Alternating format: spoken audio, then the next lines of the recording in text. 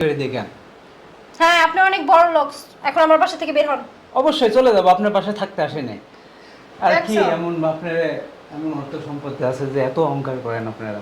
এত বড় drawing room আপনি একটা এসি লাগাতে পারেননি। আর আমার বাসায় আপনি যান, আমাদের চাকরেরা যারা আছে না, যারা ঘরে কাজ করে, তারা এসির ভিতরে থাকে সবসময়। এই চলো চলেন আব্বা, তোমাকে মা বলে পরিচয় দিতে আমার এখন লজ্জা লাগতেছে, কারণ তুমি একটা লুভি। এই বের তোমার হও আমার বাসা থেকে। এই তোমার মনে খাচ্ছে, দেখো না এত বড় বয়স হয়ে গেছে, 30 পার হয়ে গেছে, এখনো বিয়ে করতে পারতেছে।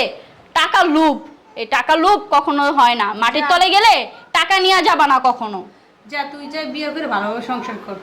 আমার মাকে তো ভোলা ভালা পাইয়া সবকিছু জামাই সম্পদ। সাথে এত শ্বশুরের সাথে যা সবজি। আপনি কি নিজের চোখে দেখেছেন আমাকে সবজি বিক্রি করতে? আরে আমরা পোশাক দেখে তো বোঝা যায় আমরা কি করতে পোশাক পারি। দেখে মানুষের বিচার হয় না কখনো।